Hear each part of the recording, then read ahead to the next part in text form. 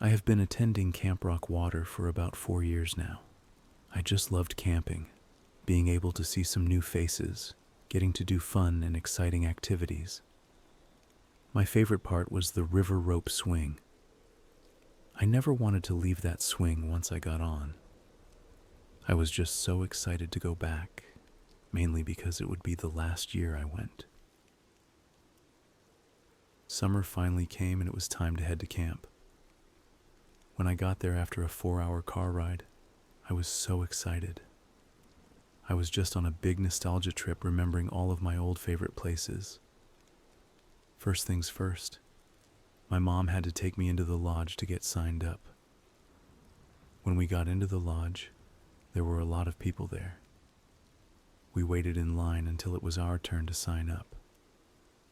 Before we were handed any papers, the lady at the table told us that there had recently been some weird things going on a few miles down through the woods from us. I kind of just ignored it. My mom helped me lug my suitcase to the cabin. When we got there, I was so happy to see some of my old friends from last year. Kyle, one of my longtime camp friends, was sitting in a corner making his bed. Jacob, another one of my really good friends, was on the floor taking stuff out of his bag. And who could forget about Brad? He was putting stuff in the closet, like baseball bats and golf clubs. As for the other 2 kids, I had no idea who they were, but they both seemed to like me. Turns out they were brothers. Their names were Brandon and Nathaniel, and it being their first year, they were kind of nervous. We all got settled in, and after our parents left, we sat down and started talking about past adventures in camp. It wasn't for another hour that our cabin leader arrived. When he got in, he kind of looked at us all with a gloomy face. He turned to us and said, "Hey guys, I'm your cabin leader for the next 2 weeks. Now, before we do anything, I have to tell you that some things have changed, and we will have to be more cautious due to the weird things that have been happening." We all were a little uneasy, but we wouldn't let that stop us from having the best summer ever. The day continued on as normal. We introduced ourselves, played some cards in our cabin, went outside and played basketball, went to the mess hall to eat, and came back to the cabin to sleep. It was kind of odd that there were only 6 cabins full of people. Usually there are around 30. So the next day when we woke up, it was raining hard.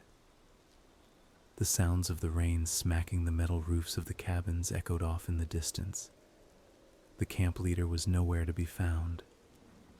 We kids kind of sat around the middle of the cabin, just waiting for him to get back.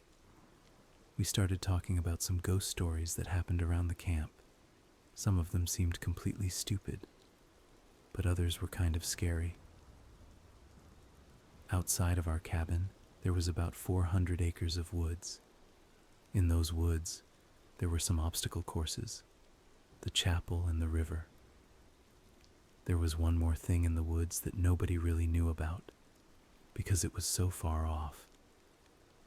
It was the original Camp Rock water cabins. There were only a few of the older cabin leaders that knew about it and how to get to them.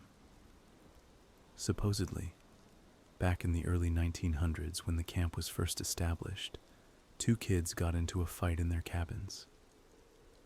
One kid killed the other in his sleep. He had apparently taken a heavy rock and dropped it on the other boy's head. Legend has it that the presence of the boy who was killed lurks around the old campground and chapel. The boy could sometimes be seen crying at the back of the chapel. Someone even said they went to the cabins and saw his head peeking out from one of the windows. At this point, everyone in our cabin was really scared. I swear Brad was going to have a panic attack. Then our camp leader came rushing in through the cabin door. He told us that we needed to pack our things and go to the lodge. We would have to call our parents in the morning to tell them to take us home. We walked all the way from our cabin to the lodge in the rain, completely drenching our stuff. When we got there, only 4 other cabins were there. As I was sitting next to the fireplace with my cabin mates, we overheard people talking about what was going on. Someone had said that all of Cabin 6 had gone missing after returning from chapel. Later that night, I woke all of my friends. I wanted to go and check out what had happened in the woods. Though at first they were very hesitant, they still agreed to tag along with me. We grabbed a few flashlights and snuck past the cabin leaders that were sleeping near the exit. When we got outside, it was still raining, but now it was pitch black outside. This still didn't stop us from heading over to the woods. When our group finally got to the mouth of the woods, Brad and Jake just couldn't do it. They sadly walked back to the lodge through the shortcut in the gardens. All that were left were Kyle, Brandon, Nathaniel, and I. We walked slowly through the thin path towards the chapel. Every now and then we would trip over some uprooted trees, but we still kept going. We could see the chapel ahead of us, but there was something wrong. It was very quiet. The rain had stopped. There was no wind, nor any kind of animal in sight.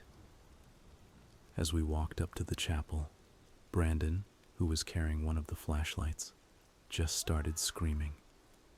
He ran as fast as he could back towards camp and dropped his flashlight. The light was shining towards the chapel, and through one of the illuminated windows, we saw a face of a child, crying.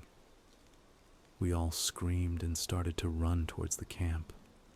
Out of fear, we lost all sense of direction and had no idea where we were. We came up to the ravine that led down to the river. There was a small black figure that blocked our path. Our only way out was taking the ravine. Nathaniel, Kyle, and I began scaling down the side of it, and we noticed another figure, but of our own. I shined my flashlight downways, and there was Brandon lying dead, head smashed in, blood everywhere. He must have tripped on an uprooted tree and fallen down the side of the ravine. But we had to just keep running. We were halfway down the ravine. We could feel the sweat falling into our eyes like ocean water. And there it was again, a figure of a little boy standing at the end of the ravine, waiting for us to play with him. I told everyone to just keep running. I looked behind us, and Nathaniel had disappeared, completely gone. Kyle and I saw the old stairs coming up on our left that led back up to the back part of camp. When we got to them and were almost to the top, we could hear a kid saying, "We can play with the rocks." We didn't stop to look back. We ran all the way to the lodge. When we got there, all of the cabin leaders were awake. 2 other cabins had left to go investigate what was going on in those woods. They both went missing. Kyle finally spoke up. He hadn't said anything all night until now. I saw him. The boy just wanted to play with us. Years have passed since that encounter. Kyle was sent into a mental hospital for serious trauma. Jake and Brad were found buried under that chapel after they demolished it. Their bodies were cut up, their hands cut off and put into a small chest across from them. As for the other 3 cabins of kids, nobody ever found out what happened or where they went. Maybe they just didn't care.